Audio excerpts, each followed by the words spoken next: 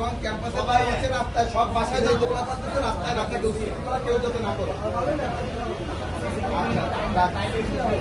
মিরপুর বৈষম্যবিরোধী ছাত্র আন্দোলনের সক্রিয় যারা ভূমিকা পালন করছে সেই সব সাধারণ শিক্ষার্থীদের ওপর দুর্বৃত্তকারীরা হামলা চালিয়েছে মূলত বুলবুল গ্যাং। বুলবুল গ্যাংয়ের যদি আমি কিছু অপকর্ম আপনাদের সামনে তুলে ধরি, সে মূলত প্রথমে তারা চিড়িয়াখানা রোডে চাঁদাবাজি করতো। পার্কিং এর নাম করে প্রতিটা রিক্সা সিএনজি অটোর কাছ থেকে 10 টাকা 20 টাকা করে নিত। ইভেন তারা বোটানিক্যাল গার্ডেনের যারা ইজারাদার তাদের কাছে চাঁদা দাবি করছে। তারপরে আপনার চিড়িয়াখানার কাছে কর্তৃপক্ষের কাছেও চাঁদা দাবি করছে বন্যা দুর্গতদের নাম বলে, এবং তারা বন্যা দুর্গতদের ত্রাণ দেবে এই কথা বলে তারা ব্যাপক পরিমাণে ত্রাণ সংগ্রহ করছে, নগদ অর্থ বিশেষ করে চিড়িয়াখানার সামনে থেকে, যেগুলো কোনোটাই তারা ত্রাণ দেয়নি, বরং তারা সে ত্রাণের টাকা মেরে দিয়েছে বা খেয়ে ফেলেছে। এর হিসাব চাইতে গেলেও যারা সাধারণ শিক্ষার্থীরা আশেপাশের অনেকে তাদের কাছে হিসাব চাইতে গেলে তাদের উপরে আক্রমণ করে। এটা কয়েকদিন আগের ঘটনা।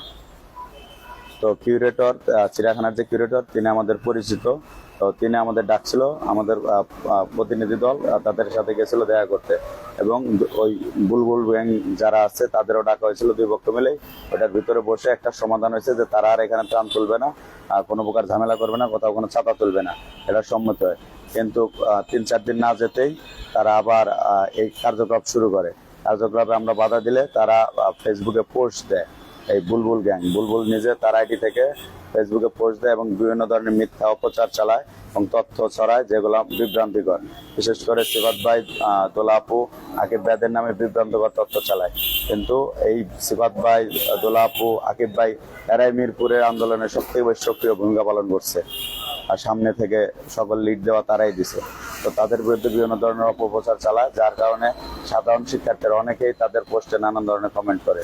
এরই পরিপ্রেক্ষিতে তারা বুঝতে পারে যে এটা তাদের ভুল হয়েছে, এর জন্য তারা ক্ষমা চায় এবং এই বিষয়টা মিউচুয়াল করার জন্য আমাদের প্রতিনিধির সাথে কথা বলার এক পর্যায়ে তারা বলে যে ঠিক আছে আপনারা প্রশিকার মোড়ে আসেন, প্রশিকা ভবনে আসেন, আমরা এটা মিউচুয়াল করে ফেলবো, সরি বলে আমরা নিজেরা নিজেদের মধ্যে মিটমাট করে ফেলবো। এই কথা বলে আমাদের 15-16 জন আমরা ছিলাম, আমরা যেটা প্রশিকা ভবনের ভিতরে যাই। তারা মোটামুটি 20-25 জন ছিল, সমাধানের কথা চলতেছিল, সবই ঠিক ছিল। এর মাঝখানে ওই বুলবুল গ্যাংয়ের সদস্যরা নিজেরাই নিজেদের মধ্যে হাতাহাতি লাগানোর এক পর্যায়ে তারা আমাদের উপর আক্রমণ শুরু করে। আমাদের টিম সদস্যদের, সাধারণ শিক্ষার্থীদের বেদমভাবে মারপিট করে। আমাদের শিক্ষার্থীদের 4 জনের মাথা ফাটায়, আমার নিজেকে ইনজুর করে। আমার হাতে ফ্র্যাকচার হয়ে গেছে, পায়ে ফ্র্যাকচার, আমার সিটি স্ক্যান করা লাগছে। আমার সাইডে বসে আছে সিয়াম, সেও আমার সাথে ছিল, তারও মাথা এই সাইড থেতলে ফেলছে, তারও কাটছে, তার হাতেও ফ্র্যাকচার, ইভেন আমার এখানেও ফ্র্যাকচার। তারা সর্বপ্রথম আমার এইখানে ঘুষি দিয়ে আমার এই চশমাটা ভেঙে ফেলে। বেরোয়ার পরে ওইখানে যখন 3-4 মিনিটের মতো হাতাহাতি মারামারি চলতেছে, তারা বহিরাগত সক্রিয় ছাত্রলীগের কর্মী যারা চিহ্নিত তাদের এবং কিছু বস্তির পোলাপান ডেকে আনে, যাদের হাতে রড, লাঠি, বাঁশ সবকিছু ছিল। এদের আনে আমাদের বাইরে এবং প্রশিক্ষা ভবনের ভিতরে এবং বাইরে আমাদেরকে বেদর মারধর করে। আমরা সারা রাত হসপিটালে ছিলাম, আমরা চিকিৎসাধীন ছিলাম। আজকে রিলিজে আমরা মনে হলো যে বিষয়টা সাংবাদিক ভাইদের জানাই, সবাইকে জানাই। আমরা আমাদের সর্বোচ্চ চেষ্টা চালাচ্ছি সকল মহলে জানানোর জন্য, কারণ আমরা এই সন্ত্রাসীদের বিরুদ্ধে, এই নামধারী সন্ত্রাসীদের বিরুদ্ধে, এই ছাত্রলীগের সক্রিয় সদস্যদের বিরুদ্ধে আমরা সর্বোচ্চ অ্যাকশন নিতে চাই। আমরা সঠিক তদন্ত চাই, সঠিক বিচার চাই। অলরেডি আমাদের এক প্রতিনিধি দল গেছে মিরপুর রূপনগর থানায় এই জিডি করতে, তারা হয়তো এতক্ষণে জিডি করে ফেলেছে। আমরা আর আইনগত ব্যবস্থা নেব, আমরা এর বিরুদ্ধে সোচ্চার। আমরা এই সব দুষ্কৃতিকারীদের, এত কষ্ট করে দেশ স্বাধীন করলাম, এত কিছু করলাম এই মিরপুরের জন্য, কিন্তু এই মিরপুরে তারা যেভাবে আবার মাথা চারা দিয়ে উঠতেছে, আমরা তাদের এই মাথা ভেঙে দেব।